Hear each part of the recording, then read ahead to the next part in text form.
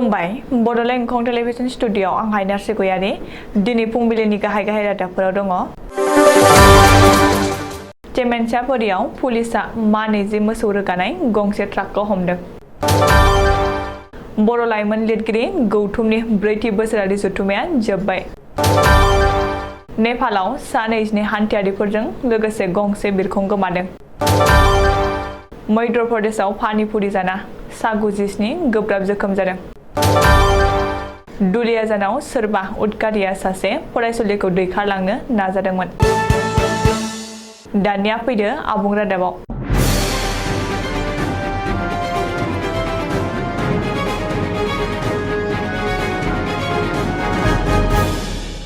धेमाजि जिल्लानि चेमेन्साफुरि पुलिस थानानि बेन्दोंआव थानाय जामसिङाव दिनै चेमेन्साफुरि पुलिस बिफाननि गोख्रों सिग्रोमनायाव मा 20 मोसौ लाबोनाय AS 01CC 869 गंसे ट्राकखौ हमनो हायो। मिथिनो मोननाय बादिब्ला मोसौखौ अरुणाचल हादरसानि तेजु मुंनि जायगानिफ्राय रुकसिन जनाय जानानै जबराबादसिम लाबोदोंमोन। सोर सुलुंनिफ्राय खौरां मोननानै चेमेन्साफुरि पुलिस बिफाननि गोख्रों सिग्रोमनायाव मोसौ लाबोनाय ट्राकजों लोगोसे साब्रै मोसौ लाबोग्राखौ मुक्सिदुल आलम, रबिन बरदलै, दाउमिन सुले आरो जितु बर'खौ हमनो हायो।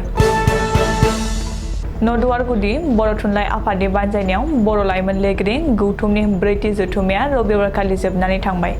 सानैनि मेहेरगोनां हाबाफारिनि सेथि सानखालि थान्दै मेलाव फरायनाय हुदाखौ बांहोनायनि राहानि सायाव गोथौवै सावरायनाय जायो।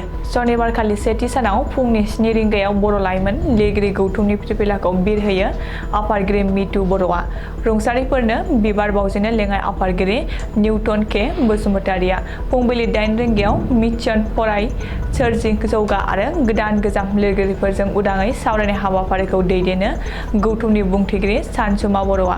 बे हाबाफारियाव फुंखा सुबुं महरै बाहागो लानो हायो मैखोम बसुमतारि, रांगिरि बर' लाइमोन लिरगिरि गौथुम सानसुमा ब्रह्म, लोगो बिबुंगोरा बर' बिफान बिस्वनाथ सोरजि बसुमतारि, बोसोनगिरि बर' लाइमोन लिरगिरि गौथुम, लाइमोन खुगा लाइसिखौ बेखेवो अलंबार गेजेर आरो गोजौ फरायसालिनि गाहाय फोरोंगिरि मनिराम बसुमतारि बिथाङा।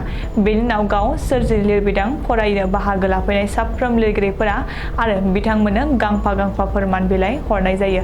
12 रिंगायाव गेवलां मेलखौ बेखेवो सोरां गोजौ फरायसालिनि गाहाय फोरोंगिरि मानगोनां सन्तोष बसुमतारिया।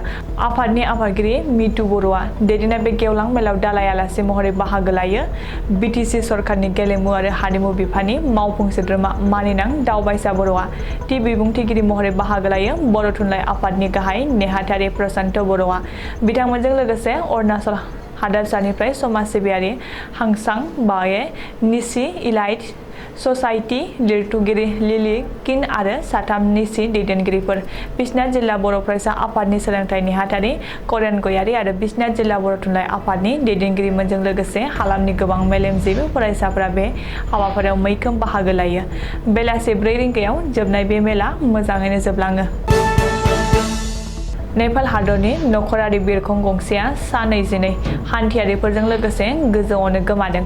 सुलुङाव फोरमायनाय बादिब्ला बे बिरखंआ नेपालनि पाकारा टाउननिफ्राय सोनाब नेपालनि जमसम बिरखं गाथोनसिम बिरलांदोंमोन। सरासनस्रायै 15 मिनिटल' समनि गेजेरावनो सौहैनांगौमोन।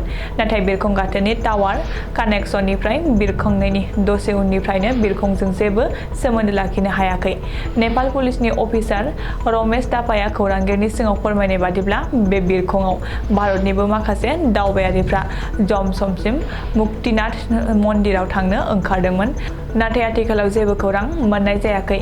अदेबानि पुलिसआ नागिरगासिनो दं होननानैबो फोरमायदों।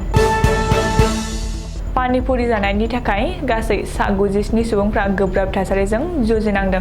मख'जाथावदि मध्य प्रदेशनि मेन्दला मुंनि जिल्लायाव मोनाबिलि समाव माखासे सुबुंफ्रा पानीपुरी जाहैनानै जाखांनायनि दसे उनावनो जायगायावनो गासै सा 97 सुबुंफ्रा खर' गिदिंना गोबालायनाय खिलाय जानानै गोब्राब थासारिजों जुजिनांदों। दायो गोब्राब जोखोम जानाय सुबुंफोरखौ देहा रैखाथिनि थाखाय देहा फाहामसालियाव थिसनथाइ होबाय आरो बिस गोनां पानीपुरी फानग्राखौबो एरेस्ट खालामबाय होननानै मिथिनाय जादों।